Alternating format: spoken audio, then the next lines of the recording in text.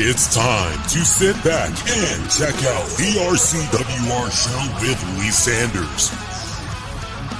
Get fun, in-depth coverage and analysis from the latest in professional wrestling in AEW, WWE, NWA, Impact Wrestling, or the world of entertainment. From hit TV shows to your favorite sports like the NBA or NFL. All things music, movies, and beyond, while trying to make sense of this crazy world we live in.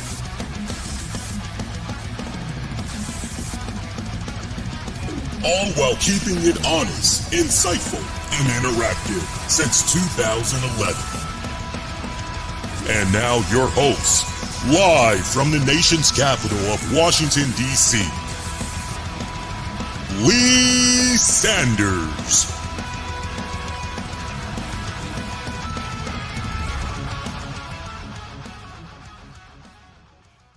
Hey, my pretty babies, what is going on? I'm sitting down for this one. I've had the desk elevated the past couple of weeks, but I'm sitting down for this one. Old man Lee, that's what's going on tonight. How you doing, fam? Lee Sanders with you guys for this Monday night, January 27th, 2025. You're checking out episode number 1137 of the RCWR show. We are several minutes removed from Raw being off the air. So let me set this up properly. As honestly, for those that maybe usually check out the show on demand and on the downloads, you're checking it out at your usual time. So as far as you're concerned, you're on time, baby. But as far as our live audience, when we normally stream the shows out live, here's what went down. I get in front of my MacBook. Keep in mind, I have been in front of this MacBook at least every other day. Now, probably the only thing that has changed for maybe about the past month and a half is the fact that I have been on winter break, but the spring semester at college, it's like officially at play now. But for me, the classes that I begin to take does not start until Tuesday. So last time I was in front of the MacBook was maybe 2 days ago doing some audio file editing, nothing major. I get in front of the MacBook. I have my Alienware. I usually have the Alienware to the side here. It's on 24/7. So anything I need to do graphic-wise for the show, some audio, some sweepers, jingles, you name it, I do everything on the Alienware. But when it's time to actually do a live show, I'll hop in front of my MacBook right here. I'm good to go. So I get in front of the MacBook tonight. And for the love of me, I could not remember my password. I've typed in the password every single time. Nothing's changed. Lee, did you maybe recently check? No, same password. Your man getting old. So I have sat here in front of this MacBook for a little bit over 30 minutes trying to figure out. And then finally I just said, okay, you know what? I need password recovery help, because at this point, let me just reset the password. So I successfully was able to reset the password. So at least there's a good ending, right? Because it would have sucked had I had to do a factory reset and then lose all my files and all that. Like, oh, that's very, very frustrating. But yeah, damn, getting old sucks. Getting old sucks. I hope you guys had a fantastic weekend. Here we are, one of my favorite times of the season, WrestleMania season, the road to WrestleMania, at least, as Royal Rumble.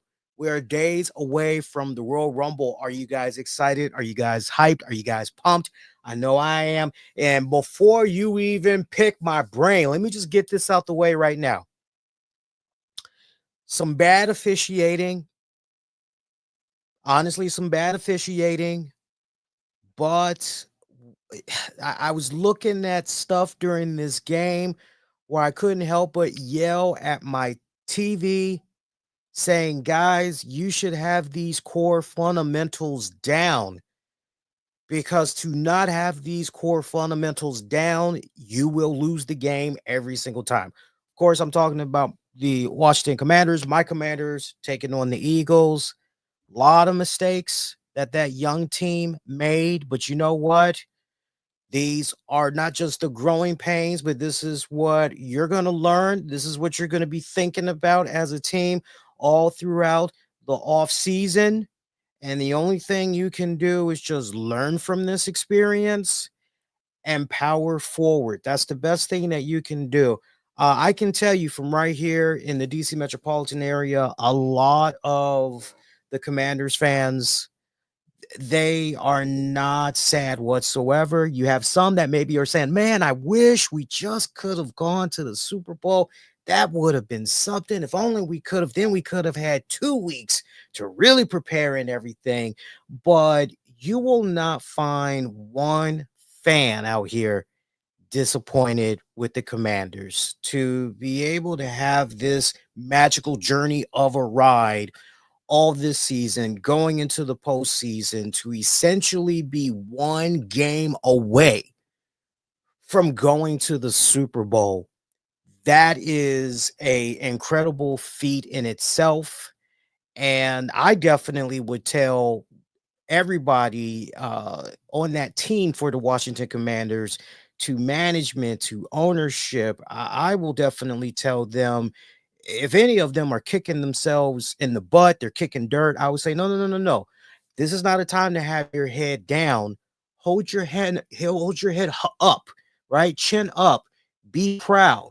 Be proud over what you were able to accomplish. For a new ownership to come in barely 2 years ago and do a serious 180. And let me tell you how serious of a 180 this is.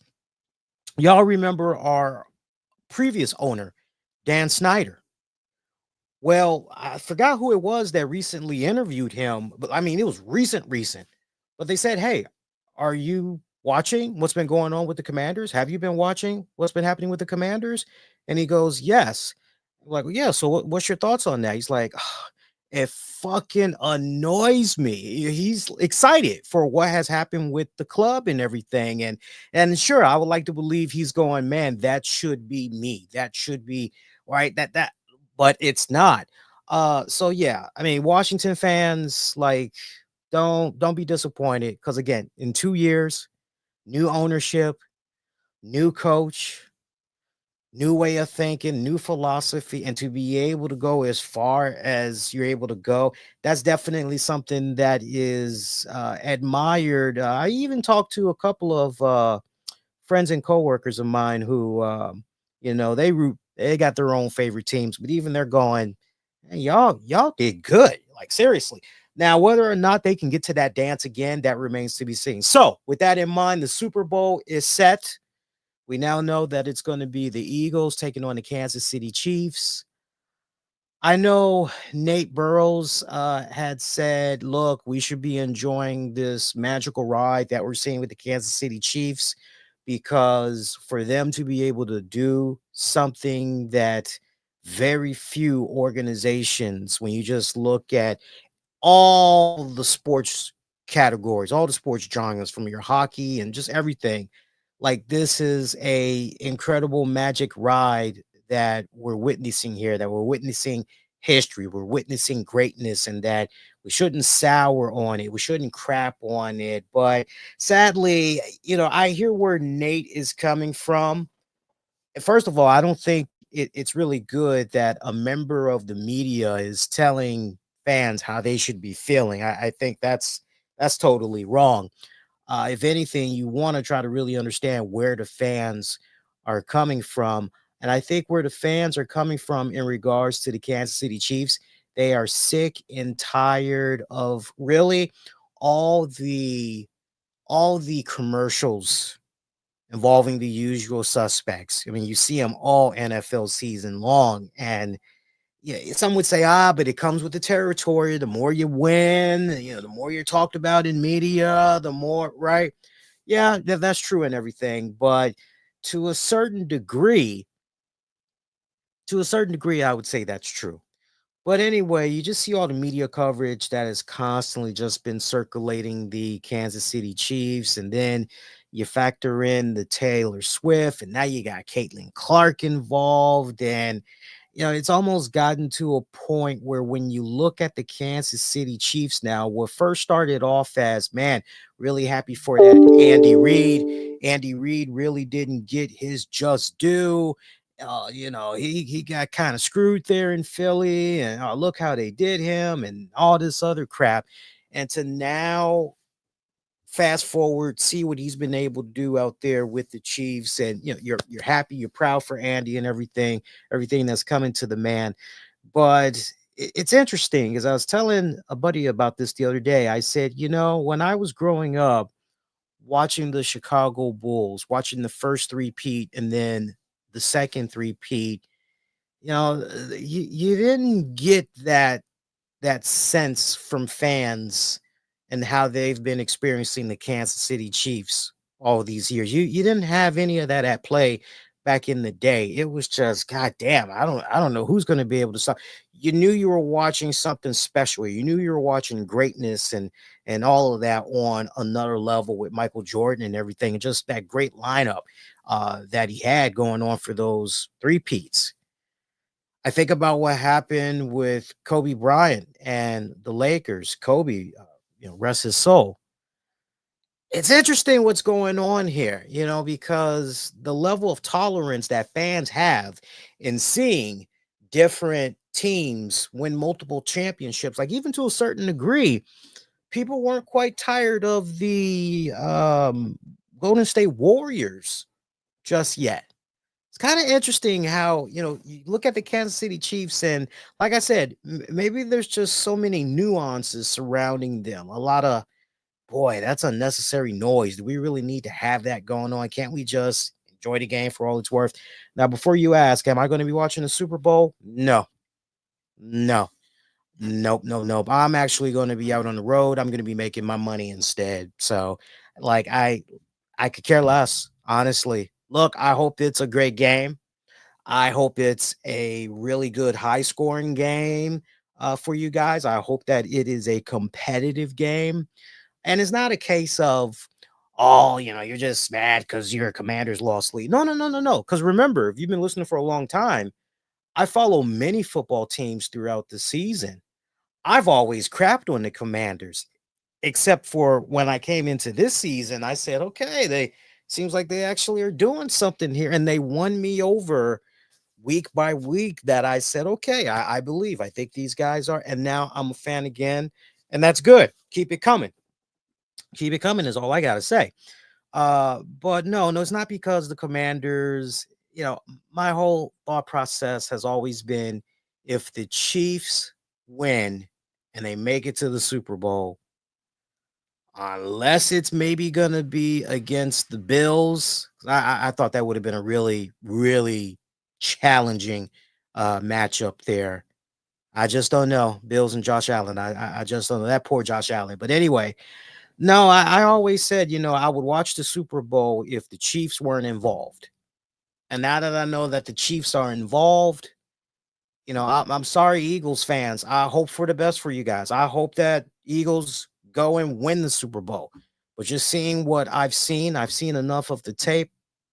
Kansas City Chiefs, they're going to win that. I think the Bills would have been much more competitive and everything. So I don't even care about the commercials. I will gladly just watch the commercials online. You feel me? Normally, I ask you guys, what did y'all think about Monday Night Raw? I do the plugging with the poll and all that. Didn't have a chance to do any of that because I was trying to figure out this whole password issue thing. But yo, what a very strong edition, go home edition at that, of Monday Night Raw, as we are days away now from Royal Rumble. Remember, it's going to be happening Saturday, special start time of 6 p.m. Eastern. And yes, we will be doing a post show covering that event. I think what we're also going to be doing as well that Saturday, I got to figure out if maybe the missus wants to be part of it, but I'm toying with the idea of maybe doing a live watch along during that event. So I'll probably put a poll out, ask you guys if you would like that. Now, look, you just got to remember, if we do decide we're going to do a live watch along for the Rumble, you got to remember that you're not going to be hearing sounds and seeing visuals, because WWE, they are very, especially now more than ever, that they have embraced the digital age and everything. It's a big no-no to share their audio, their visuals, because if you do that, they slap you on the wrist real quick with a copyright. And so we had to learn the hard way when it came to, you guys will remember this, but there was a press conference that we tried streaming. I'm trying to think of what it was. It escapes me right now, but it was something recent from WWE where we had streamed a conference, and they were very quick. They're matching third-party software. It happened so quick that we got slapped with a copyright on YouTube. We were fine with the stream everywhere else, but it was YouTube where it was, because there's only one game in town when it comes to streaming content. Even if we were doing like reactionary to what was playing out before our very eyes, and we're adding thoughts, analysis, we're basically covering it in a way where we're making it original content, at the same time, right? More so than just being quiet and showing the content, or being quiet, letting the audio play. Yeah, so we don't want any troubles this go around. So be on the lookout for that poll. I'll have that poll be an exclusive on YouTube, and you guys can sound off that way. One thing's for certain, Rumble ends, we'll do a post show and everything. But man, solid edition, go home edition of Monday Night Raw. Honestly, I was expecting for the boys to really phone this in, and I would have been fine with that, because hey, we got NXT, we've got SmackDown, and then you've got the kickoff. The what else are they doing? For the press conference, the kickoff, they're doing a whole bunch of stuff going into the Rumble. I totally was going to be fine with them phoning it in, but no, WWE said, nah, we're going to load this bad boy up. We're going to make this be popping as much as possible. And they did just that, man. For story driven, character driven purposes, and what was accomplished this week on Monday Night Raw, I was on the edge of my seat. From Seth Rollins coming out there, making his declaration, his proclamation for going in there and winning the Royal Rumble, and doing whatever he needs to do, to seeing Gunther come out there and say, yo, you've been very distracted as of late. You got so many distractions going on, it ain't even funny. Meanwhile, I've been defending my championship over here left and right. Hell, I just kicked Jey Uso's ass.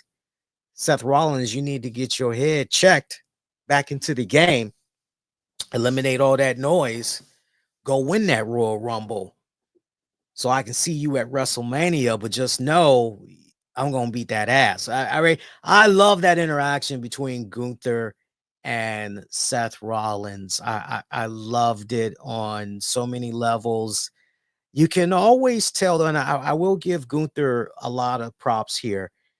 You notice when we brought up Gunther several months prior, I said to you guys, you can always tell when the wheels are turning there with Gunther, when he's in a position where he's maybe stumped, he's not really sure, what to say, or something's kind of getting to him promo wise, right? Maybe there's a little bit of a funny retort or whatnot, because you always see the wheels thinking there, and he's doing a better job in masking that. I personally feel he's definitely coming a little bit more quick-witted and everything. And I like that about him. I thought he did pretty good with his promo exchange with Seth Rollins tonight, because let's be perfectly honest, if it was just a case where both of these men had went out tonight and they just had breadcrumbs of bullet points they needed to make, Seth could have very easily, let me tell you, Seth Rollins could have very, very easily, if he wanted to, he could have just destroyed Gunther on the microphone. But that was not the case whatsoever. By the way, for those of you that's checking out the YouTube stream live right now, and maybe you're a little bit upset that you can't randomly put a comment in there right now, if you just bear with me a second, I can actually lift that restriction that you're seeing on your screen. I mainly have that up to make sure that we don't have a case of trolls, particularly once I've created the stream and I'm basically away from the night. I still end up checking out the stream off and on throughout the night, the YouTube stream I'm talking about.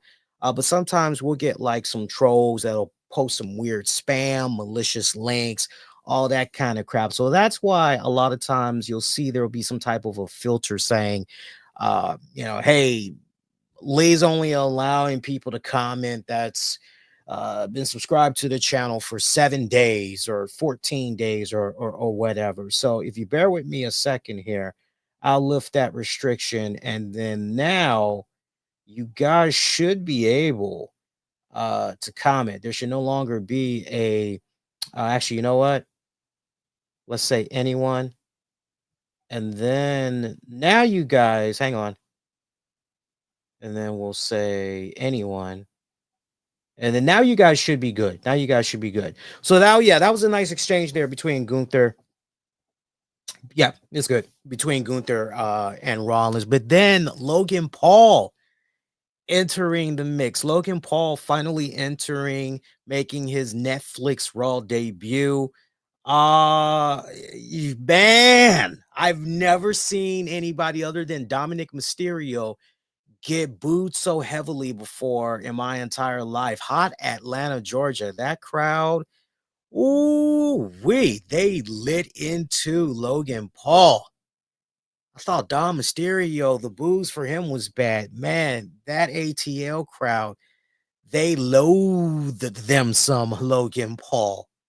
And I love seeing Gunther and Seth Rollins just cracking up. Yeah, I mean, you just see it and they're like, hey, right? And what do I always say here on this show? I see some of you guys are starting to pick up on it now, which is any reaction is better than no reaction, right? Like you want to get something out there, right? Just so that you know that the crowd is alive and yeah, they definitely are paying attention to you, right? And Logan Paul definitely had that going on tonight. I thought with Logan Paul coming out there, making his declaration for entering the Royal Rumble, letting it be known it was going to be him that was going to win the whole thing, and he'll be challenging Gunther for that World Heavyweight Championship. I thought that was nice and smooth. I just have one bone of contention here with that whole Logan Paul thing. And I said this on social media, so you can easily go back, look at the timestamp of when I posted it, which was okay. Now, what would be sweet icing on the cake is if later on in the night, since it was advertised, Cody Rhodes, he's in the house, he's going to be appearing, would be if you had Cody Rhodes do whatever, but Logan Paul comes out and gets in Cody's face so that it's, oh man, this could go either way. Yeah, how about that? Cody Rhodes possibly defending the Universal World Heavyweight Championship against Logan Paul. Hey, Gunther possibly defending his World Heavyweight title against Logan Paul. Wow, like any and everything could possibly. I thought that was maybe the direction they were going to be going there with Logan Paul, but they did not do that. They did. I was a little bit taken back by that because what it demonstrates to me, I don't know how it plays out for you all, fam, but what it signifies to me is no. Gunther, the world heavyweight title, Logan Paul. Logan Paul is squarely going to be kind of in that picture. He's not going to be, no, he's going to be right here. He's going to be right here.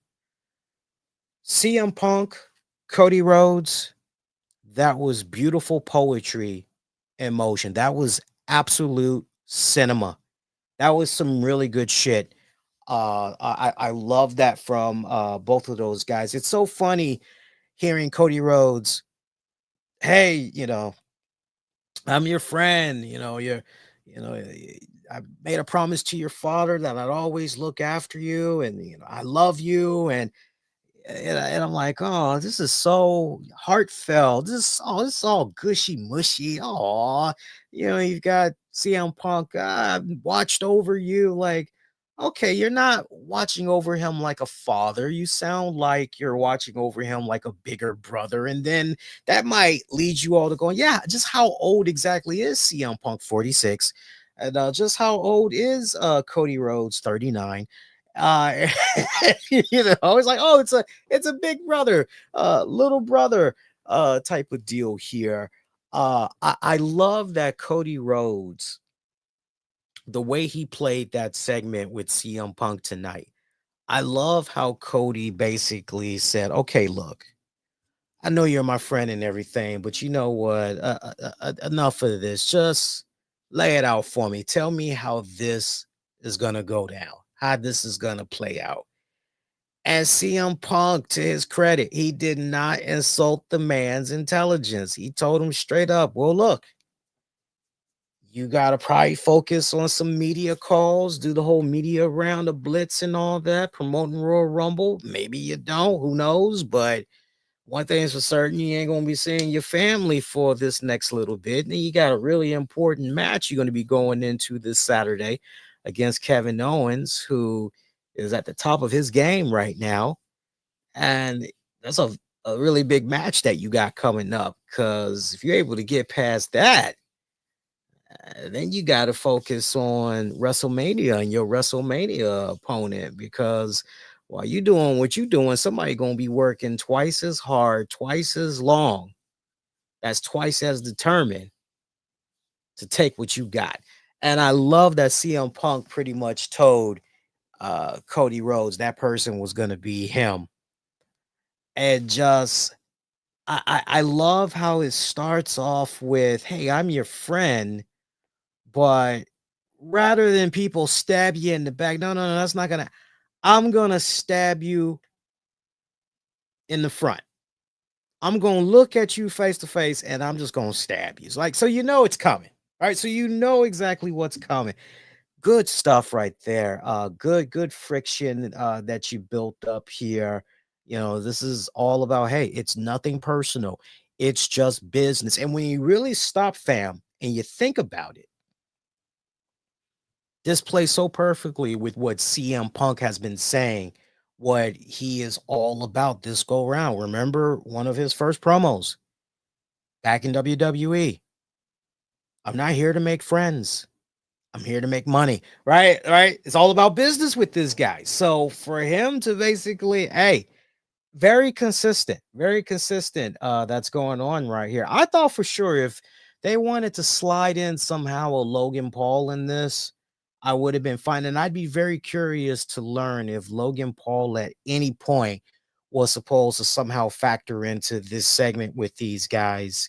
uh and if not, I mean, hey, that's cool, but I'm just a little bit curious. I'd like to know if that was maybe an original plan and then it was just, nah, let's scrap that. I'm very curious to know, was it needed? No, no.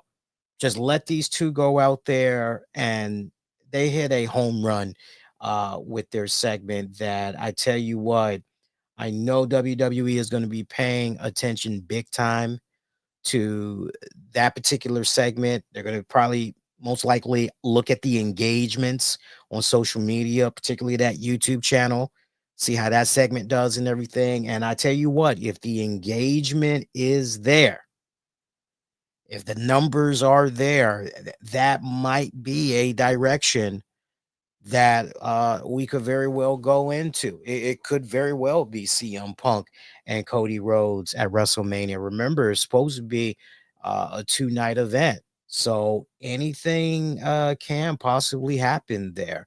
But yeah, very proud of CM Punk, Cody Rhodes in their respective segment.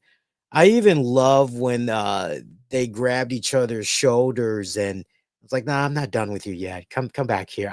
I love that. That almost, God, that grab, that shoulder slash arm grab is so annoying, isn't it? I remember getting those type of grabs when I would be in fucking high school, and I was a little bit of a bad boy, freshman, sophomore years. I just wanted to focus on the girls. I didn't care too much on my education. I just wanted to flirt with the girls. And I would have teachers grabbing me by the arm and everything, just like how these two did it tonight. You want things to escalate really quick. Just grab a man by the arm there and then drag him back. And you better pray nobody swings on your ass. That's all I gotta say. But good stuff right there. Just trying to think about some other stuff that had played out on tonight's Monday Night Raw. We were asking on this show a couple of weeks ago, what exactly is Lyra Valkyria's gimmick? What is she? Because we know that Kari Sane, she used to be the pirate or whatnot. We know that, Naomi, she's the voluptuous glow in the dark lady. We know Bianca Belair is the EST. What the hell is Lyra Valkyria? And shout out to my man Mish from Wrestling Soup. He basically was like, that's the bird lady. I was like, oh, he's like, yeah, it's the crazy bird lady. It's crazy bird lady. That's who she is, apparently. But we saw her cross paths with Alpha Academy, particularly Ivy now, as Chad Gable is hyping up Ivy, saying, yo, that IC title looks pretty good on you, but don't get used to having it too long, because Ivy now is going to take that away from you. So, prelude of things to come. Look, and I got to be honest with you, Ivy now as the IC champion, you know, I wish Ivy now was the one that ultimately won the tournament. It's one of those rare times where I look back on the women's IC tournament and I go, did WWE really get this one as far as who they wanted to put this title on? Did they get it right? Or is there more upstock? Is there more of a better investment in somebody like insert Ivy now? And it's so interesting because when you look at the current landscape of champions that's at play right now in WWE, as far as, okay, on the road to WrestleMania, is there anybody that could potentially lose their title? You look at Bird Lady Lyra Valkyria, you go, yeah, it's very well possible. You look at Chelsea Green, who's the women's United States champion right now, and you go, it's very well possible that, right? It's safe to say that all the other titles, they are safe. You know what? You could even make an argument that Bianca Belair and Naomi and their women's tag titles, that they aren't necessarily safe either. And the main reason why those titles are not safe, fam, is because waiting in the wings there. You got to remember, sooner or later, Jade Cargill is coming back. And I feel that Jade Cargill is definitely going to be back in time for WrestleMania. And at that point, you got to do something with those tag titles. You got to have those come off so Jade can squarely be focused there, getting her revenge, be it on Naomi, who maybe is the one. I'm calling for Naomi to be the one that had the most to gain from Jade Cargill being taken out of the equation. Now, if they spin it and it turns out it's Bianca, I wouldn't mind seeing that. I wouldn't mind seeing that. But there's a part of me that's going, they probably aren't going to go in that direction, because let me take a quick sip and I'll tell you why. I know WWE cares a lot about the kids and all that other stuff. And Bianca Belair hits all those age demos so well that if you're going to do something like that, all right, well, who do you have waiting in the wings that could easily slide right in there and can? That's where I'm definitely concerned. So to have Jay Cargill be off TV all these months and then you decide, okay, who's she going after here? As much as in my heart of hearts, Bianca would be the better bet. She could play that role beautifully. I'm also going, that's going to leave a huge void. So Naomi seems to be the better, the safer bet. Didn't see that one kind of coming there, but slightly expected for others. You feel where I'm coming from? So I had to wait and see how that pans out. Yeah, for those of you that didn't watch Monday Night Raw tonight, a rather short show because I know at the 18-minute mark during the what was it, second hour? So basically 2 hour, 18-minute mark, you're going, oh shit, well, looks like the show's over. Right? But then you're going through those commercials, and I would not blame anybody if they kind of went, well, I guess the show is over because the way it ended with Sami Zayn apologizing to Cody Rhodes there because he ended up inadvertently hitting Cody Rhodes. Yeah, let's set this up properly for you. Like, I love when we do these shows sometimes and we don't go in a specific order. I like when we just have really, really loose talk, and we just basically go with the flow and everything. But the main event match of the night was Sami Zayn taking on Drew McIntyre. And that was a pretty good match there for what it was worth. Drew McIntyre coming away with the win. And keep in mind, Drew McIntyre had am I remembering it right? That Drew McIntyre, yeah, Drew McIntyre had chatted with Sami earlier in the night. And he basically was saying to him, hey, look. Oh, no, no, no, no, no, no, no, no, no. I got my long-haired guys with beards mixed up. That was actually Karrion Cross. Yeah, that was actually Karrion Cross that was talking. Yeah, it's coming back to me now. That was talking to Sami Zayn. I see you, Karrion Cross. Karrion Cross is pulling a penguin right now. Colin Farrell as the Penguin. I mean, he is just pulling all these strings behind the scenes, orchestrating, instigating a whole bunch of shit. So Sami Zayn runs into CM Punk. And he says to CM Punk, hey, I heard what you had said about me, last week, saying I'm not even on your level and everything. And Punk's like, yeah, it's kind of one of those, yeah, you got a problem with that. And Sami Zayn's like, you're right. You're right. I'm not on your level, but you're also not at my level either, because at least I can say that, I was a WrestleMania main eventer, and he just walked away from CM Punk, who's wearing did you see the shoes CM Punk was wearing tonight, by the way? Them shoes is fire. I know you shoe fanatics out there. I did know the name. I believe what he was pushing were some retro Jordans. He hooked up with the guys from Complex. And if you know your shoes, you know about Complex and everything. They stay hooking up with celebrities, athletes, entertainers. They go shoe shopping and everything. And CM Punk, he bought 3 pairs of shoes. There was one that was like over $200, another one that was, I think, close to $400, maybe a little over $400. And then the shoes that you saw him wearing tonight, those were close to $4,000. Those were close to $4,000. So y'all in your shoes, man. Look,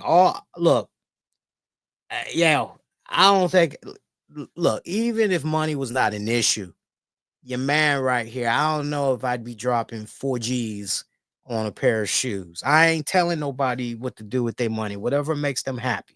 Seriously, whatever makes them happy. But just me personally, I don't know if I'm going to be. I think the only way I would drop 4 G's for a pair of shoes is if them bitches is autographed, like right there on the spot for me by somebody. Then at that point, I'm definitely not wearing them. And instead, I'm putting them in a glass trophy case or whatever, and showcase those bad boys. But yeah, FYI, for anybody that's interested, I'm sure you can probably find it on YouTube.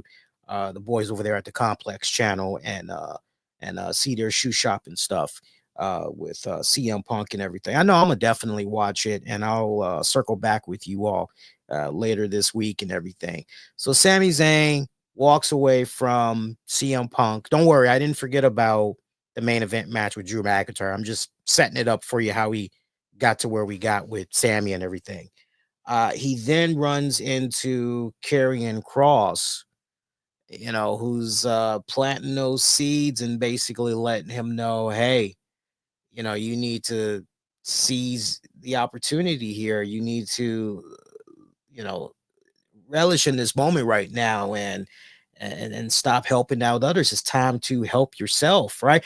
Basically, Karrion Kross is kind of like, bite that apple. Go ahead, take a bite. Go ahead. Nobody's watching. All right. It's okay to be a little greedy. It's okay to feel a little selfish. You're entitled to it. You're always helping other people out. It's your turn now. Go ahead. Get your bite, right? That's Karrion Kross there in a nutshell. Sami later runs into Rollins. Hey, we cool. It was an accident. Rollins basically saying, hey, look, what happened last week? Hey, I can chalk it up as an accident, but if something like that were to happen again, I don't believe in coincidences, especially when it occurs a second time. That pretty much was the message to Rollins. So lightning struck twice in that main event match between Sami Zayn and Drew McIntyre. Drew McIntyre picking up the win. Final moments of that matchup. Drew manages to toss Sami off the ropes, tries to set himself up for the Claymore, but Sami rolls out the way there. Drew manages to come back with a near fall, goes for the shoulder first into the steel post, but then Sami explodes, hits an exploding joint into the corner. Sami's looking for the Halua kick, but he misses. Drew rolls him up, uses the ropes to get the W that way. We then see Sami, who's complaining to the refs post-match, letting them know what all had occurred. Drew attacks, rakes the face of Sami. Looks like this is gonna be a major beatdown. Cody Rhodes comes in there, saving the day. Cody hits a Cody cutter. Drew's out the ring. Next thing you know, Kevin Owens enters. Cody and Kevin, they're now brawling. They're going at it and everything. But then, as all of that is going on, Sami tries to kick Drew in the corner. Somehow Drew gets back into the mix, but Drew moves out the way. Cody eats the Halua kick. So that is how everything and at that point, the heels scattered away like roaches. That's how at that point we got to where we got to there. From there, we got, you would think that after we take an abrupt commercial break, we come back, we're going to see Cody and Sami and maybe a little kumbaya moment or whatever. But no, instead, we get the video package behind the scenes, if you will, of Roman Reigns. In case you guys are not aware, he is gracing this year's WWE 2K cover. So he is the big reveal for 2K25. I love the fact that Paul Heyman is in there as well. I love how they got Paul Heyman. They somehow figured out a way to work him in there and everything. And then there is a Ultimate Edition cover, which features The Undertaker. Now, there's no information that is available right now far as what that Undertaker limited edition, what it consists of. I know some people, and I want to give proper credit where it's due, because when I saw the Undertaker limited edition, I know one of the things that first clicked in my head was, well, wait a minute here, not for nothing, but we've done something with the Undertaker many, many, many years ago where we had all kinds of skins available for him, and there was a certain game mode. Like, why Like, what's going to be special about this one, right? That's the whole message. And if you kind of have that little bit of concern here, like I totally I hear where you're coming from. But Evan via X, he said it best, which is 2K keeps disappointing with each release, and that the bare minimum, a lot of people act like this is groundbreaking. He, Undertaker, was the pre-order bonus for 2K22. He has 6 in-game models. What else can they give Taker related? Just a 10-year-old mold?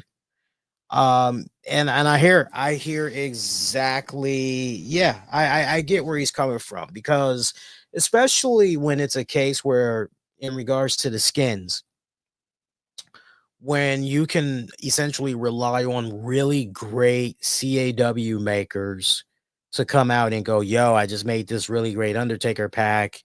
Here you go, have at it. Because a lot of times, man, you get some really good, talented CAW makers out there. They can make some good stuff that's better than the in-game models. I mean, we're being honest, right? I mean, it's always the case. Like clockwork, never disappoints every single year. You just gotta wait for the right maker to come along and make the stuff be available. So I hear people that maybe are sharing those same sentiments. And I definitely am able to meet people, halfway and go. But at the same time, it's one of those cases where you go, well, wait a minute, pump the brakes now. We don't know what all it entails here with this Undertaker Ultimate Edition. So let's just wait and, let's see how all of this plays out. Now, if you want to pick my brain and you want to be like, Lee, you can have it your way, what would that consist of? I remember, and this is a prime example. I think at the time when I pre-ordered this, I paid like maybe $250. Shout out if you know your Gears of War. Then you will know, for my audio listeners, I'm holding up a Marcus Phoenix from Gears of War statue that came in a pre-order bundle set. It was about, I think, $250, and it's a heavy ass statue too. Marcus Phoenix is basically on one knee, and he's got his lancer. He's kind of using that as a little bit of a supporter, while it's kind of looking like he's kind of taking a rest there, taking a little bit of a breather and everything. But you guys, you're seeing this. Now, if you were to say to me, as part of that Undertaker Ultimate Edition, you're going to, have be available some type of a really cool statue like that, like this Marcus Phoenix that I got in my hands. Okay, I'm not going to be able to find that. Give me a second here, guys, because where I had this, it's kind of moving now. Hang on here. Let's try that again. Yeah, there we go now. And let's just move you. Let's just move you here. You good? Yeah, now we're good. Okay.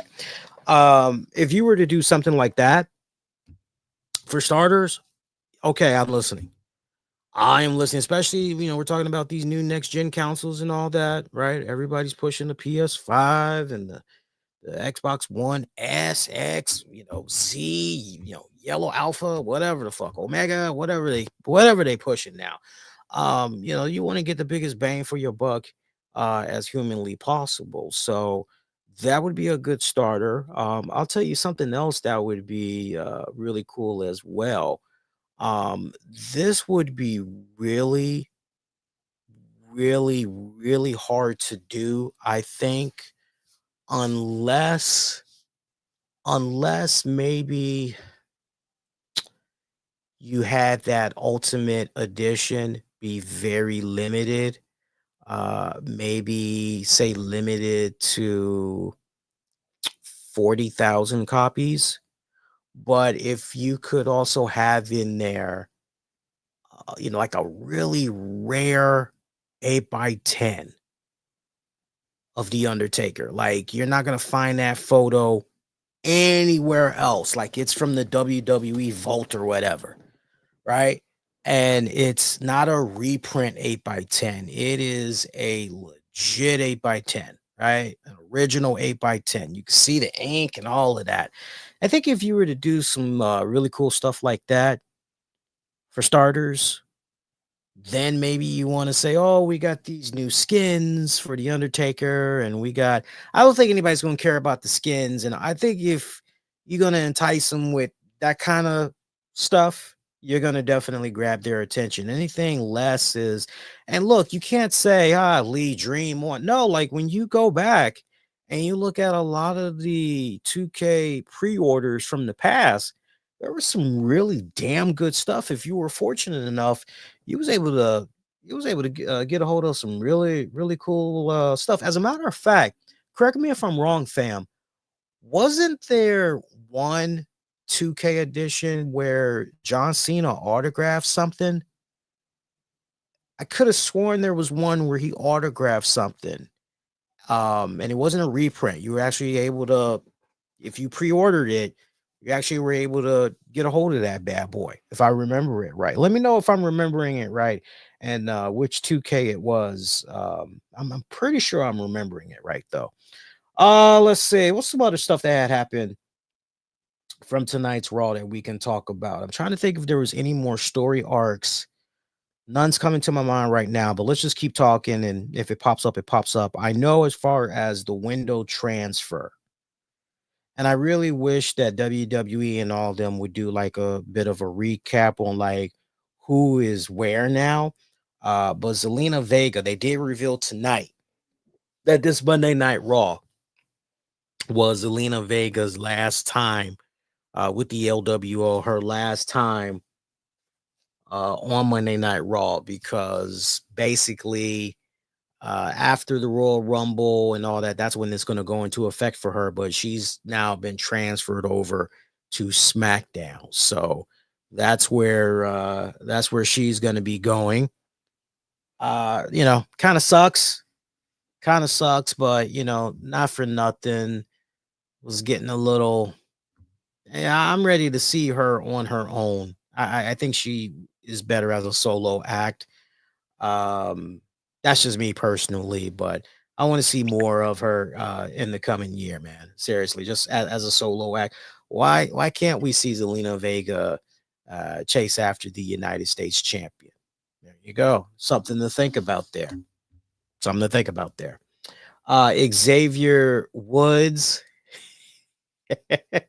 saw in-ring action against Rey Mysterio.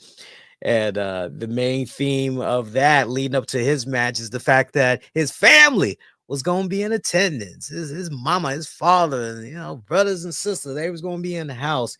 Got them all front row seats. When we get to that match, his family was nowhere to be found yet, which was hilarious because you just see like these 6 chairs that's all empty. And you're like, well, that hey, maybe they're caught up in traffic or whatever. And after we come back from a commercial break, the inaction continues. Xavier Woods' family, they finally show up. And at one point, he makes his way over to them, trying to get love from the family. But it's revealed that the family is wearing New Day Suck shirts. And Xavier cannot believe it for the love of him. It's bad when your own mama is laying into you verbally. Rey Mysterio picking up the dub there on Xavier Woods. Poor Xavier Woods. Atlanta's own Xavier Woods. Everybody else was getting love there in Atlanta. The Cody Rhodes, the A-Town Down Under guys. Every single rapper that WWE had showed for the night. Everybody was getting love. Cody Rhodes, everybody getting love except for poor Xavier Woods. Xavier Woods, Kofi Kingston, the new Rodney Dangerfields. They're getting no respect. I tell you, they're getting no respect. 8 minutes and some change there, but really this was all about further advancing New Day sucks, or as Pat McAfee had put it, boo day sucks. So I think he might be on to something there. I think he might be on to something there. We'll have to see. Jey Uso coming off very exhausted from doing his "It's Just Me, Oos" day one-ish, coming out there doing his eating and everything.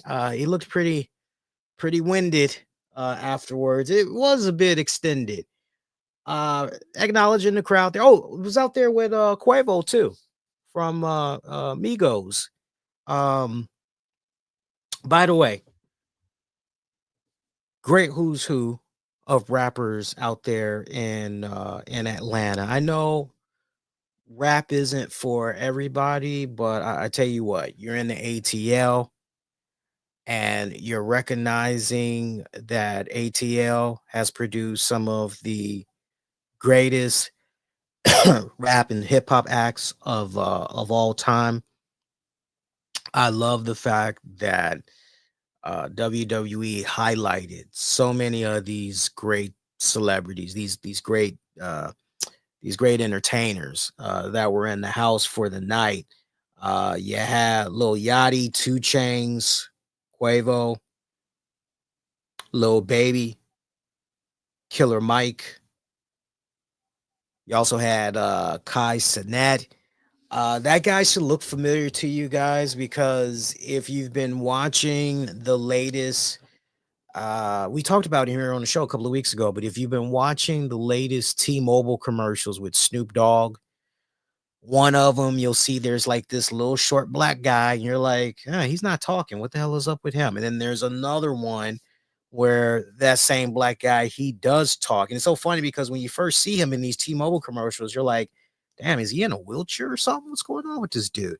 It's like, no, that's just how goddamn tall Snoop Doggy Dogg is, and that's how short Sanat is and everything. But he is like this renowned video game streamer. Like he's got millions and millions of views out there. So he's definitely looked at as a social media influencer. So, in case you all were like, wait a minute, one of these things is not quite like the other, and why the hell should I care about who this person is?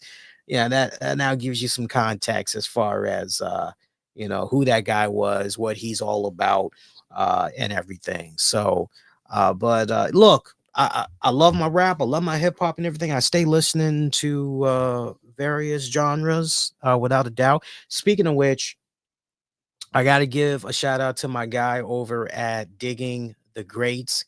He just posted a new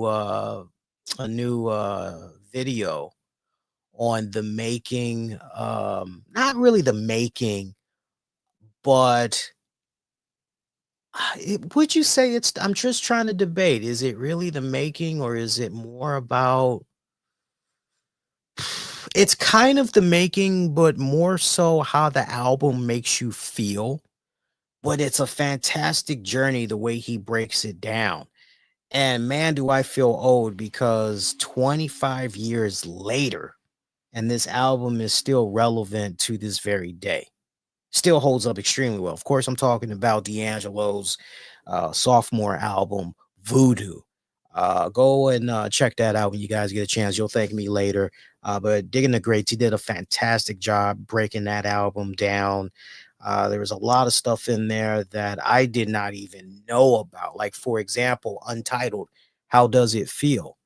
I was not aware that Raphael Sadiq, Tony, Lucy Pearl, I was not aware that he was very instrumental in how that whole track had came about and everything. Very interesting.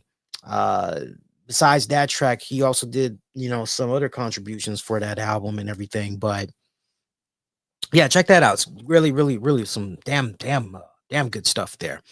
How do we get on that topic anyway? How do we get to D'Angelo Voodoo, and how do we get there? I don't know how we got there. Oh, we were talking about rap music and all that other stuff. Yeah. I was saying all that to say, I'm still not a fan of the new Raw intro. I think they could have, who's that by? Travis I can't think of the last name right now. It's so simple, but yeah, yeah, I know. Old man age is getting to me. Travis Scott. See, if I say Travis Scott, I bet you that's not going to be who I think. Who I think it. I think it is Travis Scott. Yeah, it is Travis Scott. I was thinking Travis Kelce. Like, please don't let that be the football player. Like, no, it's not it's the black guy. Like, yeah. Seriously though. By the way, Michael Cole out there trying to act like he knows his rap and he knows the handshakes and all that. That shit looks so goddamn awkward. It looks so awkward on so many levels, man. I died with so much laughter, man.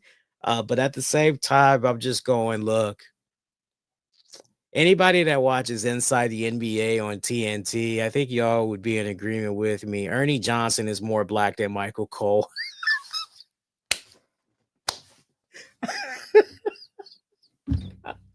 I mean, seriously, man.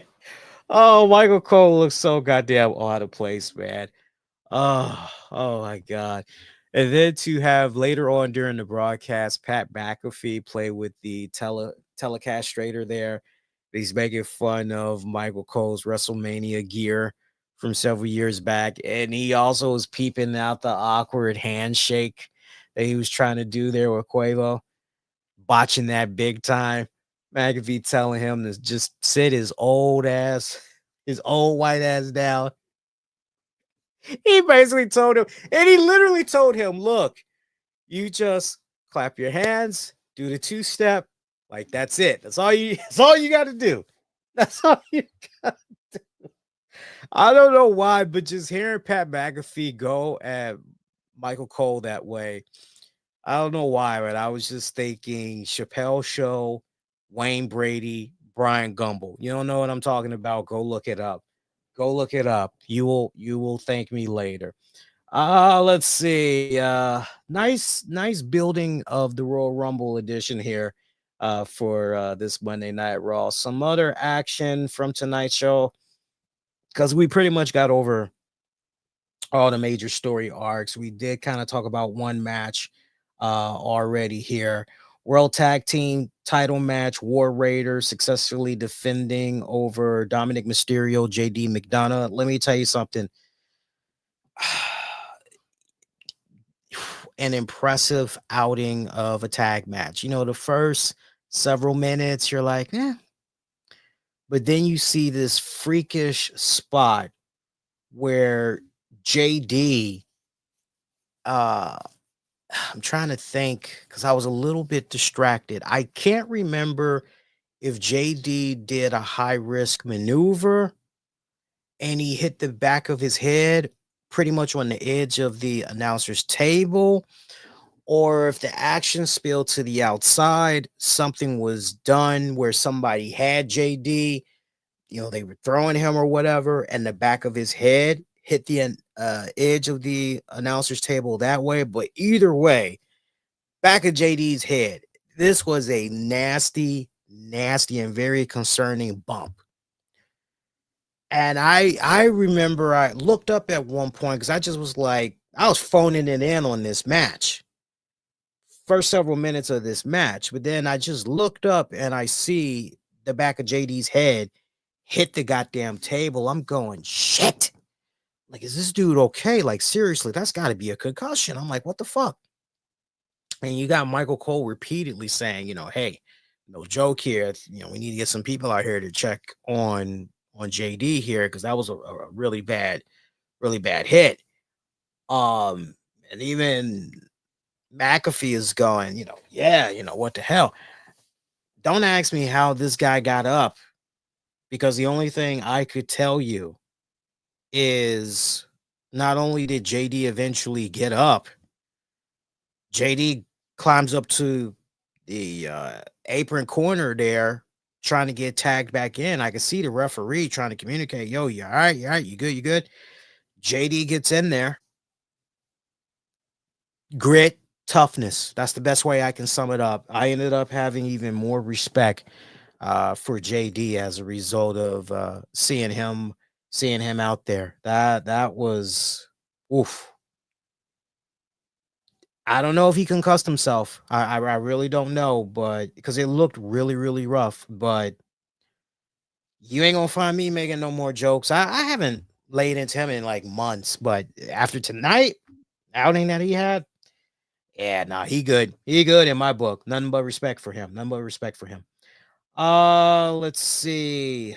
Bianca Belair and Naomi taking on Liv Morgan and Raquel Rodriguez. Some interesting rumors that's floating around online about possibly Liv Morgan and Raquel going forward as a tag team, maybe even becoming tag team champions. We'll have to wait and see how that all pans out there. One thing's for certain, with them picking up a win in this non-title match against Bianca Belair and Naomi, you would just like to believe that if maybe at one point, you know, probably not at the Rumble, but definitely in the coming weeks, if maybe they might get a shot at the titles. It just really depends, right? Because remember, despite what went down tonight with the women's tag champions in Naomi and Bianca, they got to show up on NXT to defend those titles against two very, very talented women. One particularly, I have strong expectations for when she comes up to the main roster. Lash Legend and Miss Jordan there. Oh, Lash Legend in particular. Oh my God, man, that girl. That's a beast right there. That is a beast. Okay, little tag match here though, that we got. Other than that, the exchange between Paul Heyman and Drew McIntyre, that was actually pretty good, as well. Heyman spent part of the time promoting Roman Reigns being on the 2K25 cover, um, kind of giving a spoiler, not a prediction, but a spoiler that Roman is going to win the Royal Rumble and everything. Noting that Roman isn't just the biggest star on Raw or in WWE, but that he's the biggest star on the planet. McIntyre comes out and basically says, hey, you should be thanking me because look at what all had happened years and years and years prior. Look at when Drew McIntyre won the Royal Rumble in 2020 and won the championship at WrestleMania. How after Paul Heyman, witnessed everything that transpired, he was able to swoop in there, take advantage of Roman Reigns and built him up and was able to make a lot of money in the process and everything. And Roman Reigns having that long dominance with the championship.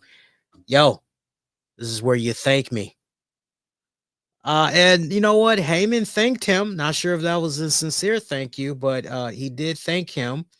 And then proceeded to say, yo, pass a message along for me. Tell your boy that he's going to get an ass whooping. He's going to get eliminated at the Royal Rumble. And Heyman's like, I'll make sure I let Roman Reigns know. And he's like, no.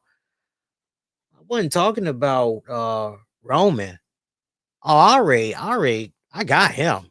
I ain't even tripping over him. Nah, that message is for your boy CM Punk. And of course, what's going on with that special favor, CM Punk, Paul Heyman. You can't help but wonder if that favor is, yo, do whatever you got to do in your power to make me number 30. Let's put that in the back of your head and smoke on that for a little bit. I don't think it's a championship match. I do not think it's a championship match. But that pretty much was Raw in a nutshell. Not really so much about the matches this week. Although I will give the honorable mention to the tag match there. But really, this was all about building up the Royal Rumble. And that mission was accomplished. Average episode at best for this week's show. Definitely the ending promo between Cody and Punk, you know, that alone was worth the admission for tonight's show. And look, it was an even shorter show. We're so used to 2 hours and 30 minutes or whatever, but this one was even shorter, I think, by about maybe 15 minutes, give or take. I got to go look at the official run time because I know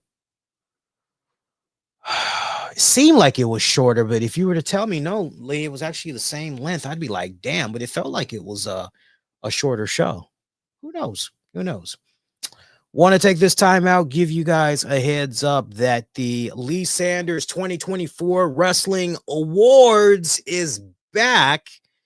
And the link, it is live right now. You guys can let your voices be heard and sound off on a number of categories. You guys had a lot of fun last year, and I love that this is the way we are going to continue to do it.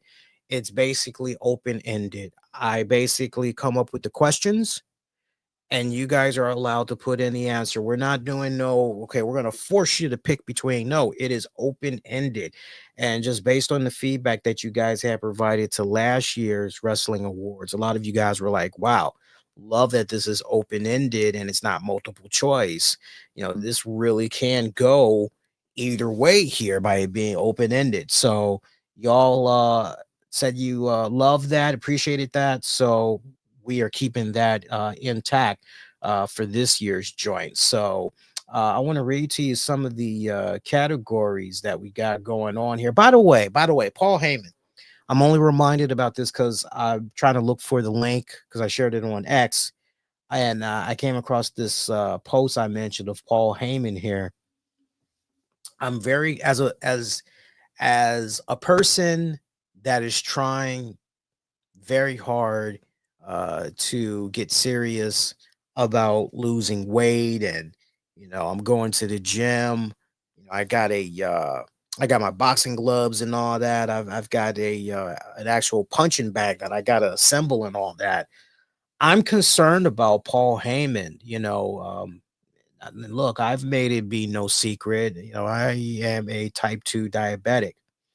I'm looking at Paul Heyman, and it just seems like every single time that passes, it just seems like Heyman is getting bigger and bigger before our very eyes.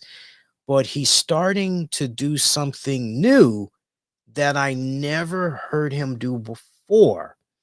And he's starting to make these, I won't say gargle sounds, but he's making these sounds. Go back and watch the promo that he had tonight. And I guess this was maybe how much of a exhaustion or whatever. Like he's got to work twice as hard to breathe in and breathe out or whatever. But go back and check out his promo from tonight, and you will hear him. He does it a couple of times, and you're like, "What the fuck is going on here?" And I can't help but wonder, if he's doing all right. I can't help but wonder when's the last time he saw a ENT, because I would imagine ENT, one of the first things they're probably going to ask him is, I bet you you snore loudly, don't you? I'll never forget the one time many, many years ago at my worst, I weighed 350 pounds. This was like over 20 years ago. And I remember I went to a ENT, and doc asked me, "You snore, don't you?" I say, "Yeah." "You snore in your sleep very loudly, I bet." I said, "Well, now that I think about it, yeah, girl I was dating at the time and all that, she was like, time she would have to shake the hell out of me because she wasn't sure if I was alive or if I was dead because I'd be making these weird fucking sounds." And so this ENT doctor, he was like, "There's a procedure that we can do that'll take care of that for you, but I want you to first See what you can do as far as losing the weight. It's like, okay. And I was only there to get my ears cleaned out. So it was amazing how it turns into, right. It's just, it was crazy. But no, seriously, I'm legit concerned about Paul Heyman. I think many of us that mean well, we love Paul. We think the world of Mr. Heyman and his contributions and everything. We just want the guy to stick around, as long as humanly possible. And if part of that can be accomplished by him losing X amount of weight, then that's. But yeah, go back if you have not watched. Just go back. You'll hear what I'm talking about because he does it more than once. Very distinct sound. Very distinct sound. Let's see these categories that we got for you guys here. All right. So check this out. By the way, if you look in the episode description of this very episode, you'll see the link for the wrestling awards. Now, I want to prepare you guys because once I was done coming up with um, the categories, as far as filling it out, it's going to take you guys roughly 7 minutes. So my best advice, now that you know that the wrestling awards is out, my best advice to you would be don't take it. Don't start doing this until you've given yourself maybe about an hour. If you need the hour, but think about, okay, yeah, who's my wrestler of the year? Who's my, who's, think that way, right? And who knows, maybe you're ready to do it like on the spot, but I would definitely recommend you just play back 2024 in your head and kind of go from there. So check this out. So our categories, actually, you know what? I don't want to do it this way. I want to do it the other way where I can just look at the categories because it was trying to get me to excuse me for yawning. So sorry about that. It is what is it? It's like 12:30 a.m. on the East Coast over here. A little bit of a late start with the tech issues, but it's all good. I got me some soda in my cup here. Oh, that's good. Okay, let's go to.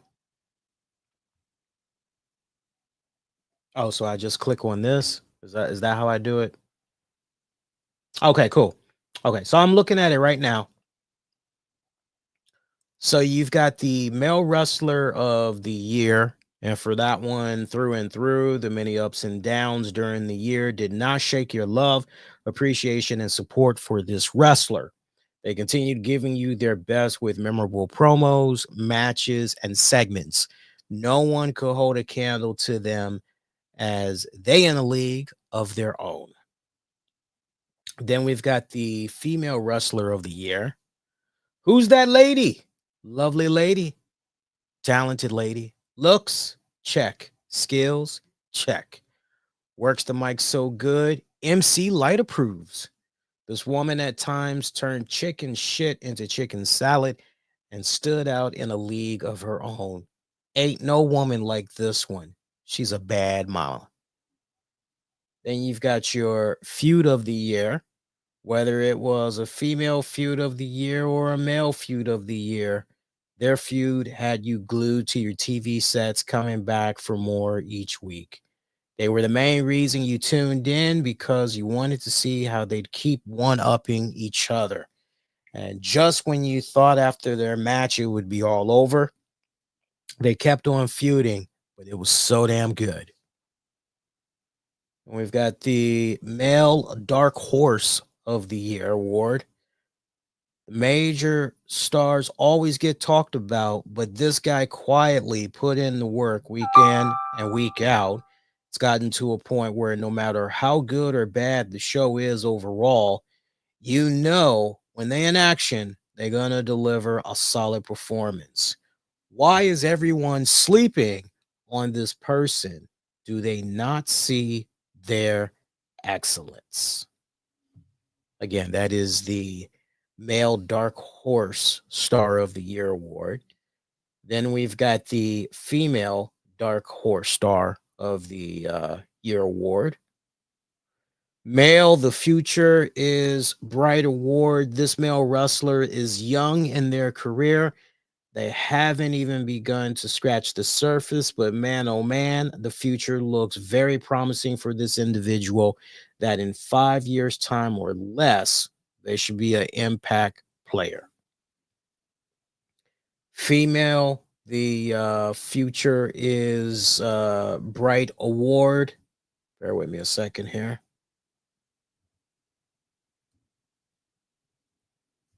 We missed a whatchamacall in there.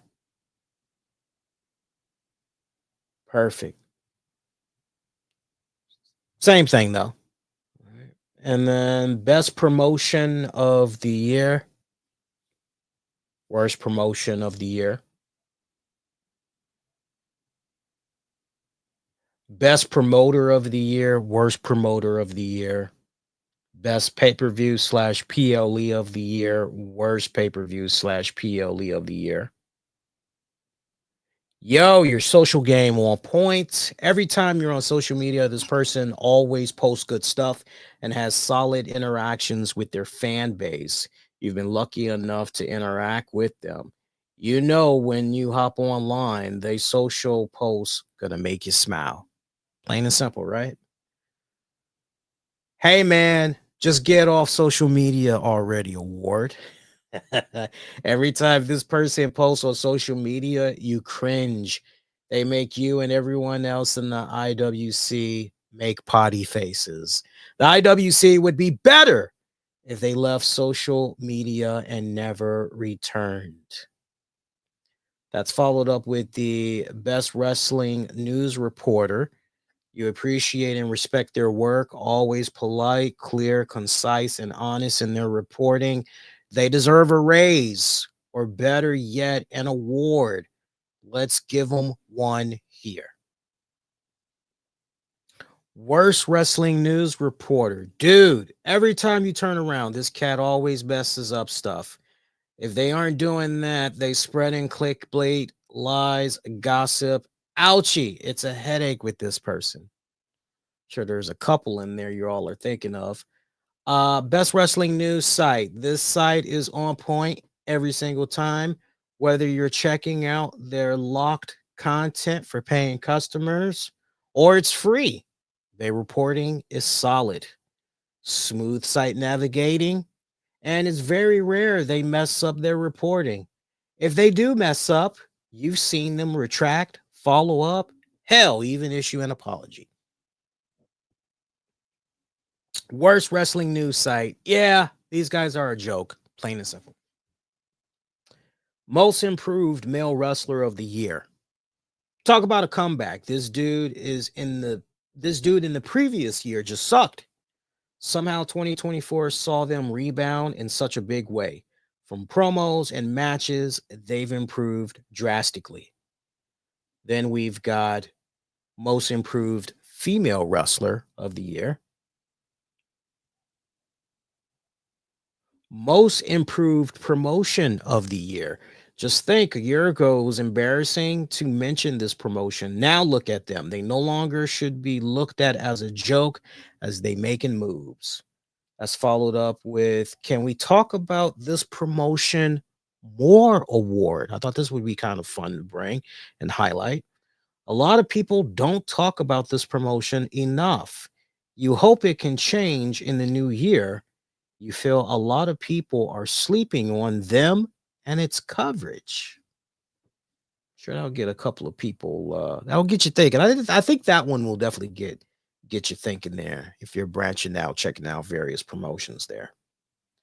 The Sign This Talent Already Award. Male, female, non-binary, doesn't matter. You love watching this wrestler. And for far too long, they've gone unsigned by major promotions. Enough already. They need to be signed. I think that's another one that'll probably get folks thinking. Well, that's going to leave a Black Eye Award. So listen to this category. I put the synopsis in here. Listen to this very carefully. This award goes to the poor soul who should have known better, but fucked around and found out the wrong way. The community is still talking about it to this very day. If you win this award, that's not a good thing. Hope for better in 2025. Right? So think about that one. Then we've got the What the Fuck Moment Award. You couldn't believe this happened in wrestling, be it in the ring or out. For you, this was a what the fuck shocking moment. Choose wisely. Then we've got the Best Non Wrestling Personality, followed by the Worst Non Wrestling Personality. You know, I got to tell you, when we revealed and did the 2024 awards, Dave Meltzer Dave Meltzer picked up quite a few awards. I'm wondering if that's going to be the same here. Let's wait and see. But yeah, worst non-wrestling personality. Let's see. And I think Sean Ross Sapp won a couple. I think he won the last worst non-wrestling personality award, if I'm not mistaken. I got to go back and check.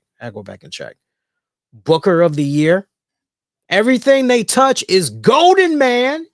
You could be technical, but honestly, they stay booking good shows from the undercard to the main event.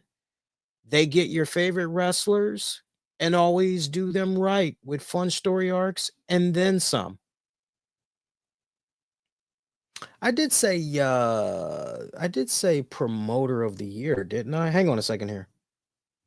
We did say promoter of the year, right? Let me just scroll back here. You guys got to forgive me because, it is getting late. And so we got best promotion of the year. Yeah, we do. Best promoter of the year and worst promoter of the year. I did put it in there. Okay, good. All right, so Booker of the year, and then rounding it off, best weekly show. I mean, that's pretty cut and dry. So you're looking at 30 questions. Again, open-ended. I mean, if you are on point, it'll take you about 7 minutes. I think if you were to really, some of those might stump you a little bit, get you really thinking. So I would say worst case scenario, maybe it would take you 12 minutes if you're doing a lot of thinking. So I definitely, now that you have heard me mention all the categories here, just kind of make a timestamp where we began talking about this. And I'll even make sure post-production, I put a timestamp. And then that way, you can really start thinking about it and then go in. And when you're ready, go ahead and start filling this bad boy out. Now, the way we're going to be doing this, as far as revealing the winners, we are going to have it go down live Monday, February 24th. Again, live Monday, February 24th, 10:45 p.m.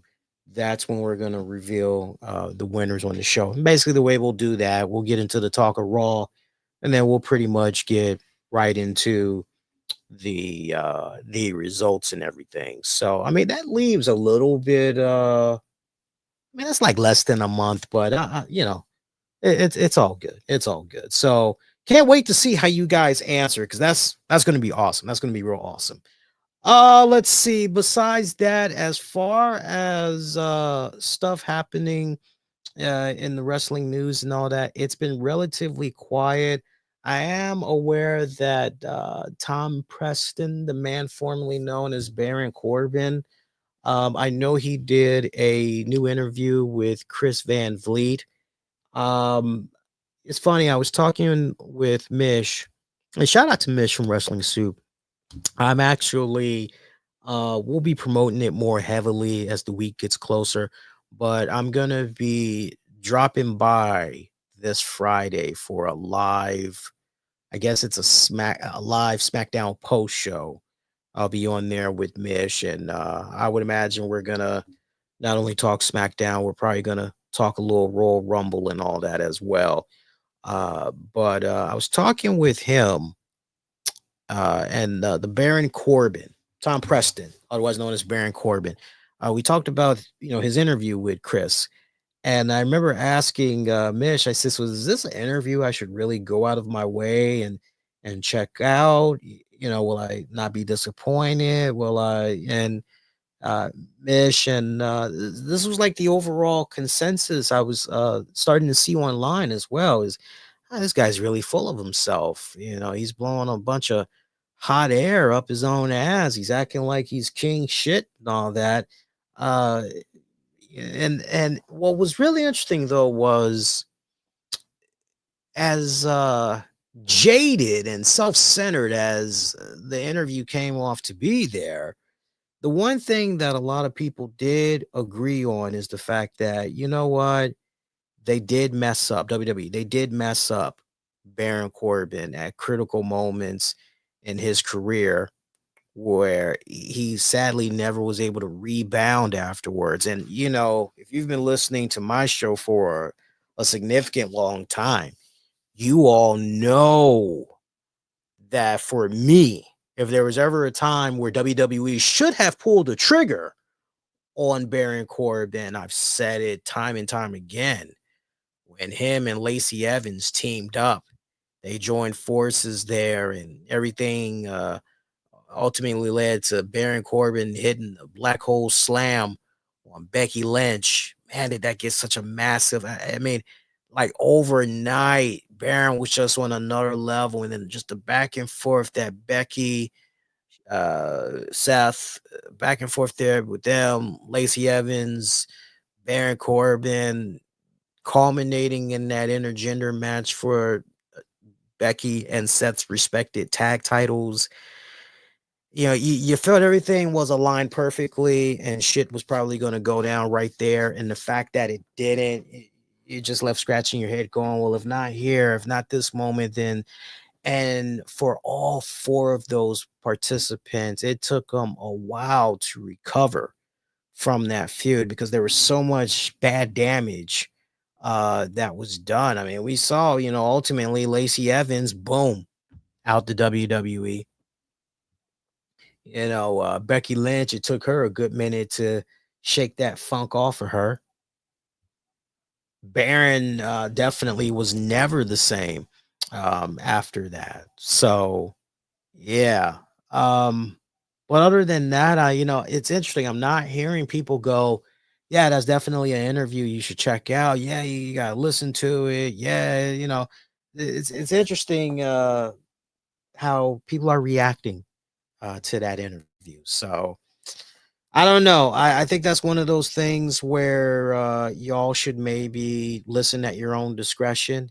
Kind of be a little cautious in listening to that. By the way, for those that maybe were not aware, because we talked about this on Saturday, I did do a pre-recorded Saturday night's main event. I know some of you guys probably weren't fans of it because you couldn't see my face. But sadly, some personal stuff popped up. That's how it is sometimes. But I didn't leave you guys hanging. I did address the Hulkster, not at Saturday night's main event. And it was interesting seeing Dave Meltzer's response to the whole Hulk Hogan thing. I don't know if his response came before finding out, hey, Hogan actually son's wedding, or if Meltzer is just, but his response about, oh, there's more to this that meets the eye. Like, I don't know about that, Dave. Like, the guy had an obligation there for one of his kids. I think we're okay. I think we can pretty much cut this guy a little bit of slack and everything. Until WWE says otherwise, we can expect to continue to see the Hulkster do stuff there with the WWE, promoting that real American beer and all that other stuff, which I continue to hear is nasty as fuck. apparently. Shout out to Big E. Big E has revealed that he has a part in the new Disney Plus animated series, Your Friendly Neighborhood Spider-Man, which is going to be premiering this Wednesday. I'm very excited for that series, man. We got that. We got the extended trailer that's now out for the new Daredevil Born Again series, which looks very, very promising. We got Captain America Brave New World coming up in a couple of weeks, like over 2 weeks at this point. Good time to be a comic book fan. I tell you what, not to mention, we're going to get the extended trailer, new trailer for the new Superman movie by James Gunn. That's going to be going down, I would think, Super Bowl weekend. That's going to be happening. So a lot of promising things on the up and up there. So very, very excited. Did you guys hear about the icon Sting? Sting has revealed that 2025 is going to be the final year that he's going to be wearing the face paint and he's going to have the full costume get up on. So if you've never had a chance to do a meet and greet with Sting, if you ever had it on your list, I would definitely encourage you to take advantage, make the time, and go do it. You're talking to somebody that did do a meet and greet with Sting.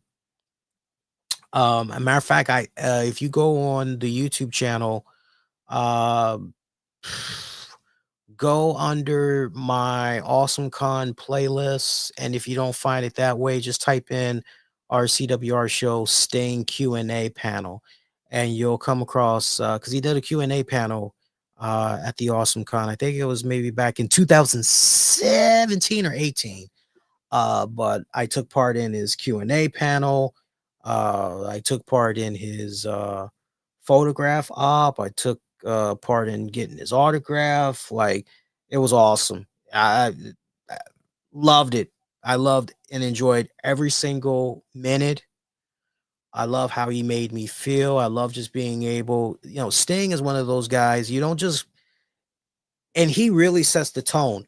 You don't just go up there, hey, how you doing? Hey, thanks. He actually really, until I am told differently, like, it's changed.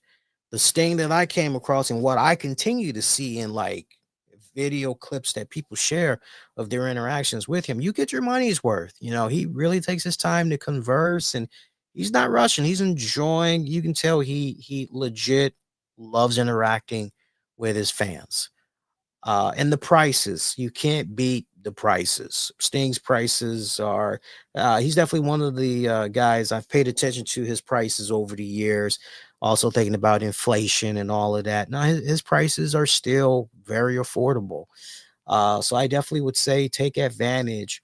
If you wanted to pick my brain and ask me, like, hey, what do you think about him saying this is it? And, you know, pretty much going forward, you would think if he is going to be doing events past 2025, basically it's just Steve Borden, it's just the guy without the paint. Um, I can see where some people might be a little bit disappointed, but if he's still going to be putting himself out there, you're still going to be able to talk wrestling with the man and share some really cool, fun memories, stories, then face paint or no face paint, like that really shouldn't matter. It's all about the experience when it's all said and done. I mean, does it add icing on the cake that you're able to, with the guy in the face paint and all of that? Look, remember, I said it here on this show a long, long time ago. And I had obtained this information. How did I obtain that information?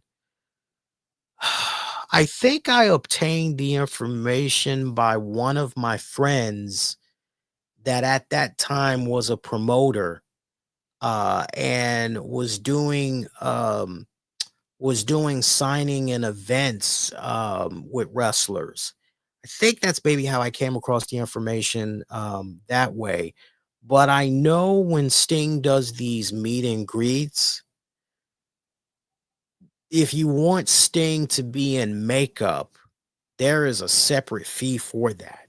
And if I remember right, I think Sting charges like, and I'm not bullshitting, I think Sting charges from what I so long ago, but if I'm trying to, hopefully I'm remembering this right, but I believe he charges somewhere between an extra 3 grand to maybe 7 grand. I wouldn't be surprised if maybe at one point it might have been at 10 grand. But I know there was like an extra fee involved with putting on the makeup. 'Cause I remember one of my friends was like, "Yeah, I'm trying to get Sting, and I'm working with his people," and he was like, "Really?" And I remember another person, like, a while later, was like, "Yeah, there's a separate fee just to get him to do the makeup." I'm like, what? So I don't think it's a case where promoters can't pay the money for Sting in the face paint, right? And as a result of that, Sting's basically going, "Yeah, okay, since people can't afford to pay me, just no." I think it's maybe one of those situations where Sting is probably saying honestly, "Okay, look, I've been doing the paint thing for so long, a lot of time, a lot of effort, goes into this. That ain't no 10-minute job that Sting is doing. And it damn sure is not a 10-minute job just to take it off." So for him to get to a point where, okay, you know what, I don't want to, I want to be able to just wash my face, wet my hair, get in the car and go, right? Like, yeah, I can respect that. I can totally respect that, especially when you've been putting on the makeup, dyeing the hair, all that stuff for years upon years upon years. Yeah, I think fans, trust me, I think the majority of the fans will understand. By the way, speaking of meet and greets, shout out to my guys over there, Winchester, Virginia's Squared Circle collectible store. It looks like, based off the photos and everything, and the engagements, it looks like their meet and greet with Ron Simmons went pretty good. Now I'll have to rely on the guys at Squared Circle and those that went to the Ron Simmons event over the weekend to let me know. But it seems that based on the pictures that's in circulation, Ron Simmons was not autographing championship belts. This was pretty much, you know, 8x10s, photo ops. You want to autograph, it's going to be an autograph 8x10, basically. So I would have loved to have gone to that event, but I'm not going to lie to you guys. I had messaged the guys at Square Circle Collectibles asking, "Yo, Ron Simmons, is he signing any belts?" I was last told, "Yeah, okay, that's a good question. Yeah, we've been wondering what's going on with that. We'll get back to you. Let me ask and I'll get back to you." Nobody ever got back to me. So I was kind of like, and the last thing I wanted to do, because it would have taken me about an hour to drive up there and back. And the last thing I wanted to do was drive all the way down there, find out Ron Simmons was not going to be signing belts, and be so, disappointed that Big Goldie in the background, wasn't going to get an autograph. Yeah, I didn't want to do all that. So hopefully they'll be doing many more events at that joint. And if they are, I'll definitely keep you guys updated and everything. Other than that, I'm just trying to think. Oh, I hate to end it on this note, but I'll do my best to end it on a little bit of a lighter note. Okay, so first things first, let's kind of get some of the bad out the way. First off, I want to offer thoughts, condolences, and prayers to WTOP veteran news anchor. I'm talking about the family of WTOP veteran news anchor Dimitri Soltis. Shout out to the friends, family, colleagues of Dimitri Soltis. Very distinct, warm, very cordial, friendly voice for WTOP radio out here in the DC metropolitan area. Had been with WTOP doing the airwaves and all that for almost close to 30 years. He passed away suddenly at his Virginia home over the weekend, passed away at the age of 55. And just as I have a very conversational repertoire that I do here on these shows, Dimitri Soltis had that same fluidity about him. He would come on the airwaves around 7 p.m. and go up to about 11:30 at night. Would always come in with breaking news over the years. Of course, when it would come to election coverage night, he definitely was on top of it. And his style of interviewing was done in such a way where it wasn't like he was probing, but it was more so if you brought up a point that piqued his interest there, he would go in nicely and try to get you to expand upon that thought, that point, even more. So again, passed away suddenly at the age of 55. That is relatively young. That is relatively young. So um, very sad to hear. Let me tell you, very sad to hear. I learned a lot more about him from the previous semester because one of my classes we had to prepare for doing live radio. I know a lot of you guys had tuned in for my live streams of the Get Rocked with Lee Sanders show. And leading up to doing those several weeks of live shows, there's a lot of preparation and samples of work that we had to go and check out on our own and everything. And WTOP, that was definitely one of many stations that I had tuned in. And that's how I pretty much came across the work of Dimitri Soltis that way. It's so funny because as soon as I heard the voice, I'm going, yeah, yeah, off and on. I listened to this. Yeah, I remember this guy. It's so funny how certain memories remain. Uh, like, wow, I didn't even know that existed. Like, it unlocks when other certain things happen. It's amazing. Now, on a bit of somewhat of another Debbie Downer. It's not a death, but it is when I saw this, I said, wow, I was not even aware of this. And I'm hoping that a lot of my friends and colleagues, I'm gonna be private messaging them and making them aware of this. And hopefully we can all do our part through like we're doing now, mentioning it on the shows and mentioning it on social media and everything. And hopefully this will change drastically. But y'all know how much of a big fan I am of Jesse Jones, Jesse Smothers, Jesse Jones from the Wild Women of Wrestling promotion. I still have a soft spot for her. Um, Definitely, I have a crush on her. I love her. I love her work. She is just, and she's very attractive. I got to admit, she's very attractive. Well, she is battling breast cancer, and there is a fundraiser that is underway right now. And the goal is very small. They're trying to raise $9,000 so far. At the time of this show, they have raised over $1,600. And when you go over to read the synopsis, basically, for the GoFundMe, it reads Jesse Jones, known as Tough Wild Superhero from Kentucky, is facing hard times. She's also known as Jessie Bell in the wrestling world, or Jessie Smothers, depending, but mainly Jessie Bell.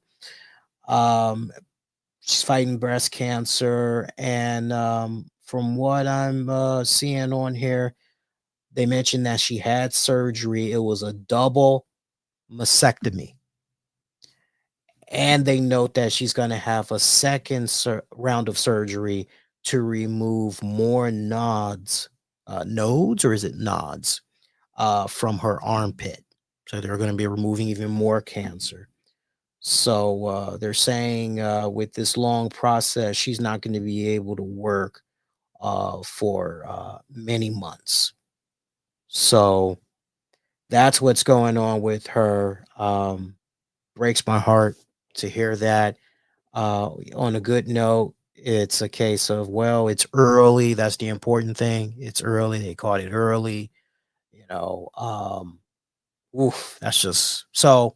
If you guys are able to jump in there and you're able to donate, please do so. I'll make sure that once we're available on demand and the audio version of the show is available on demand and downloads, I'll make sure I put a link in there so you guys can easily click and all that good stuff. But I definitely want to make sure get word out to the rest of my colleagues because I know I'm not the only one that loves them. Some Jesse Jones, some Jesse Bell. That's definitely somebody going back to that wrestling awards category there. Like, sign this person already. Like, she is definitely one who I think about all the promotions, and it's like, how come she hasn't, it's kind of crazy there. So that's that. Now, on a little bit of a lighter note, happy belated birthday. Her birthday came over the weekend. Happy belated birthday to 8-time Grammy Award winner. Definitely definitely the queen of jazz, as far as I'm concerned, queen of R&B. I know some people, wait a minute, Lee, Aretha Franklin. But when I mention the name, you'll go, yeah, she's a queen in her own right, isn't she? But 8-time Grammy Award winner. Happy belated birthday to Anita Baker. I know fans of Anita Baker, they've been wondering what's been going on with her all these months because she's been radio silent. So for those that don't know, practically a year ago or more, there was a string of city tours that Anita Baker was supposed to be doing. This was kind of a follow up to a farewell tour. Basically, she had decided she was going to end her career, like she's done. Like, she's not going to be making any more studio albums, not going to be doing any more hey, I'm appearing on this person's album for this. Oh, hi. Hi. I'm being ambushed by my kids. Who wants to make an appearance real quick? Come on, up. Yeah, good girl. Chloe decided she said, me. Hey, kiddo. Hi. Okay. Okay. Okay. Okay. Watch it. Watch the court there. Hi. Okay. I see. Yes, I know. You want some love too. Hi. I got two of my kids in here. Hi. You want to say hello to the kind people out there while Daddy's doing the show? Huh? Want to say hello?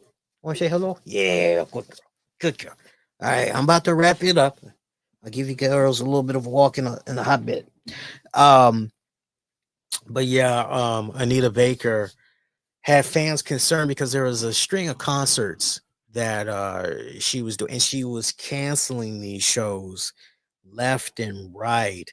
It would be a case essentially where it's a no call, no show, and it was driving fans crazy. There was one particular, which was basically the very last show that she was supposed to do. Minutes, and I do mean minutes. It was probably like 2 minutes before showtime, and she canceled the concert. And people were pissed. They took to social media and everything. It was really, really bad. But at the same time, people have legit been wondering, especially all these months later, they've been wondering what's going on with Anita Baker. Like, is she all right? Like, she's been radio silent ever since. But I guess not hearing anything bad is a good thing, right? But Anita Baker, true story, especially for you guys out there that, love your little trivia and all that. Anita Baker started off as one of the backup singers for Patti LaBelle. That's a true story. Research that. That's a true story. Go back and check that out. All right, so here's the programming notes. Here's what we're going to be doing. So this Wednesday night, January 29th, I'll be back on here. We'll be doing another show for you guys. On that show, we'll be previewing. Hey, watch it now. Watch out now. On that show, we're going to be previewing the Royal Rumble, offering match predictions as well. Call that match style. We'll also talk a little bit of AEW Dynamite. We'll talk some NXT as well. So that'll be a nice, short, tight show. Then, of course, that sets us up for Saturday, February 1st. We'll do I'll poll you guys. I have a feeling you guys are going to want me to do the whole reactions and all that for the Rumble in real time. I have a feeling you guys are going to want that. So look for that poll though, because I don't know, maybe you guys want something different. We'll see, but look out for that. One thing's for certain, we'll do the Royal Rumble post show, right? So look out for that. I can definitely tell you going forward, these shows, since I got a new semester of classes that's kicking in, these shows are going to be even tighter on the time. We're probably going to be doing a hard 90 minutes or maybe an hour 45. Because I definitely got to make sure I'm going to bed early. I read my schedule wrong. I was under the impression with one of my classes, particularly, I was under the impression I was going to do it like late in the afternoon. It's actually early in the morning. It's not too bad. It's a little after 9, but I got to make sure I get my good night's rest. So that's what's going on with that. Shout out to our sponsors. We love you guys. Shout out to friends of the show. Shout out to everybody that supports the show. Really means a lot. Appreciate you guys. Get at me all throughout social media. Just use the keywords, the RCWR show. I'm even up on Blue Sky as well. Show some love to the YouTube channel too, man. Been getting more and more into uploading content on the YouTube channel, posting more. So subscribe, like the content, helps a ton. Helps a ton when you like those videos. Watch them and subscribe and all that jazz. All right. Until next go round, my pretty babies. I'm wishing all of y'all to be safe. Most importantly, be kind to one another. I'll see y'all next go around. Take care, y'all. Peace.